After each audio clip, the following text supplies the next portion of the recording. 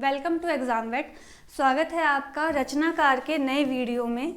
ये आपका रचनाकार सीरीज़ का चौथा वीडियो है और आज हम बात करेंगे उस रचनाकार के बारे में जिन्होंने छायावादी स्तंभ में एक अलग स्थान बनाया है अपना। छायावादी स्तंभ में 3 रचनाकारों पर हम चर्चा कर चुके हैं और इत्तेफाक से वो तीनों ही पुरुष थे, लेकिन छायावादी जो युग है उसमें जो 4 मुख्य स्तंभ माने जाते हैं उनमें एक महिला भी शामिल है। आज हम उन पे चर्चा करेंगे। उनका नाम है महादेवी वर्मा। इनके नाम से तो आप परिचित ही होंगे, नाम के बारे में बताने की कोई आवश्यकता है नहीं, फिर भी इनके जीवन परिचय के बारे में कुछ बताऊंगी। जीवन के बारे में इनका जो जन्म है वो 26 मार्च 1907 में हुआ था, फर्रुखाबाद उत्तराखंड में, उत्तर प्रदेश में। इनका निधन 11 सितंबर 1987 में हुआ था, इलाहाबाद के उत्तर प्रदेश में। तो इन्होंने अपने रचनात्मक जीवन में इनकी जो रचनाएं हैं वो बहुत ज़्यादा रहस्यवादी और बहुत ज़्यादा छायावादी युग से प्रेरित मानी जाती हैं। इनकी कविताओं में सबसे ज़्यादा रहस्यवाद देखने को मिलता है। अब ये रहस्यवाद है क्या? रहस्यवाद में ये होता है कि आप किसी अलौकिक प्रियतम की आराधना कर रहे हैं और उसमें कन्फ्यूज़न होती है कविता में कि वो जो जिसकी आप आराधना कर रहे हैं, जिसके बारे में आप बात कर रहे हैं, वो आप स्वयं के बारे में बात कर रहे हैं कि किसी अलौकिक सत्ता के बारे में बात कर रहे हैं। तो इनकी कविताओं में ये चीज़ बहुत ज़्यादा देखने को मिली है, इसलिए इनकी कविताओं को रहस्यवादी कविता कही जाती है। 1-2 कविताएं हैं। बीन भी हूँ मैं तुम्हारी रागनी भी हूँ, इस तरह की कविताएं इन्होंने लिखी हैं। इसके अलावा विस्मृत नभ का कोई कोना, मेरा न कभी अपना होना, परिचय इतना इतिहास से ही, उमड़ी कल थी मिट आज चली। इस तरह की पंक्तियाँ देखने को मिलेंगी, पढ़ने को मिलेंगी। आपको इनकी कविताएं पढ़ के देखना चाहिए। छायावादी युग की बहुत महत्वपूर्ण कवित्री हैं ये। तो इनके काव्य संग्रहों को देख लेते हैं, जिसमें से एग्ज़ाम में ज़्यादातर पूछा जाता है। इनका काव्य संग्रह टोटल 9 है, जिनमें से सबसे इम्पॉर्टेंट, सबसे पहला कौन सा है? निहार, जो कि 1930 में प्रकाशित हुआ था। अब काव्य संग्रह 1930 में प्रकाशित हुआ, इसका अर्थ ये नहीं है कि 1930 के बाद ही इन्होंने लिखना शुरू किया। लिख बहुत पहले से रही थी, ये निराला की ही तरह, लेकिन काव्य संग्रह के रूप में कविताओं का एक संग्रह प्रकाशित इन्होंने बहुत देर से किया। तो 1930 में निहार नाम से लिखा है। रश्मि नामक काव्य संग्रह 1932 में है। नीरजा 1935 में। सांध्य गीत 1936 में आया है। यामा 1940 में आया है। अब यामा इसमें सबसे ज़्यादा महत्वपूर्ण है, क्योंकि यामा काव्य संग्रह में इन चारों काव्य संग्रहों की महत्वपूर्ण कविताओं को संकलित किया गया है।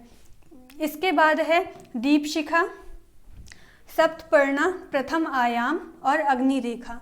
जो सबसे ज़्यादा इम्पॉर्टेंट है वो ये शुरू के 5 हैं, तो आपको इन 5 के नाम याद होने चाहिए। इन 5 के नाम आपको याद करना है और इनके सन के साथ याद करना है, क्योंकि क्रम पूछ लेते हैं कई बार, तो स्टूडेंट्स कंफ्यूज हो जाते हैं कि दीपशिखा पहले है कि यामा पहले है, या नीरजा पहले है या निहार पहले है। तो इस तरह की कंफ्यूजन आप लोगों को ना हो, इसके लिए आपको इसका सन के साथ याद करना है। तरीका क्या है याद करने का? या तो आप लिख के प्रैक्टिस कीजिए, लिख के बार बार देखिए, या फिर जो तरीका मैंने पहले बताया था इससे पहले, उस तरीके पे आप अमल कीजिए और उस तरीके से लिखिए। जो तरीका मैंने आपको दूसरे वीडियो में बता रखा है कि एक वाक्य बनाइए, सबके पहले प्रथम द्वितीय वाक्य को जोड़ के, और उस वाक्य को याद कर लीजिए। आप वो वीडियो जाके देख सकते हैं, डिस्क्रिप्शन में लिंक भी मिल जाएगा, नहीं तो आप CUET PG के चैनल पे जाके भी वो वीडियो देख सकते हैं। महादेवी वर्मा सिर्फ कवित्री नहीं थी, इसके अलावा इन्होंने गद्य के क्षेत्र में बहुत काम किया है और बहुत अलग तरह का काम किया है।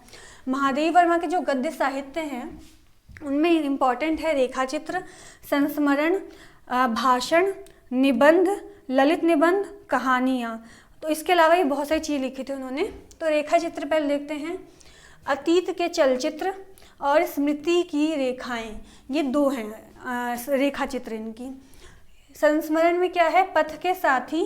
पथ के साथी में इन्होंने इनके पथ में, इनके जीवन काल में जो इनके साहित्यिक सफ़र के साथी रहे हैं, चाहे वो निराला हो, जयशंकर प्रसाद हो, टैगोर हो, या फिर सुमित्रानंद पंत हो, या और भी कोई हो, उन सब के बारे में लिखा है। उन सब का पूरा एक चित्र अंकित कर दिया हमारी आंखों के सामने। तो इसको रेखा चित्र में भी शामिल किया था और संस्मरण में भी। मेरा परिवार और अन्य संस्मरण भी इनके हैं इसमें। तो ये है चुने हुए भाषण का जो संकलन है वो संभाषण नाम से प्रकाशित हुआ है, ये भी आप देख सकते हैं। निबंधों में श्रृंखला की कड़ियाँ जो कि सबसे ज़्यादा महत्वपूर्ण हैं, श्रृंखला की कड़ियाँ में इन्होंने नारीवादी सोच के तहत एक पूरा ब्यौरा दिया है कि किस तरह से हमारा समाज विकसित हुआ है, किस तरह से हमारा समाज जो है वो पितृसत्तात्मक जड़ों से है। तो इन सब की चर्चा है इसमें, आप ये पढ़ सकते हैं, एक बार पढ़िए इसे ज़रूर। विवेचनात्मक गद्य, साहित्यकार की आस्था तथा अन्य निबंध, ये है इनके 3-4 निबंध। फिर है ललित निबंध में शरणदा है, कहानियों में गिल्लू है। ये गिल्लू कहानी आपके 12th के आसपास के सिलेबस में भी है, तो आप ये भी देख सकते हैं 12th में या फिर 11th में शायद। और आपके यूजी लेवल के जो एंट्रेंस एग्ज़ाम होते हैं उसमें पूछा जाता है इनमें से। फिर इसके अलावा संस्मरण रेखाचित्र निबंध का जो संग्रह है एक, वो हिमालय नाम से प्रकाशित हुआ है इनका।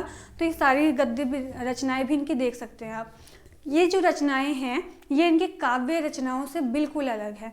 जहाँ कविताओं में इन्होंने रहस्यवादी जीवन, रहस्यवादी सोच, छायावादी सोच को प्रमुखता दी है, वहीं गद्य में इनकी सोच बिल्कुल अलग तरह की दिखती है।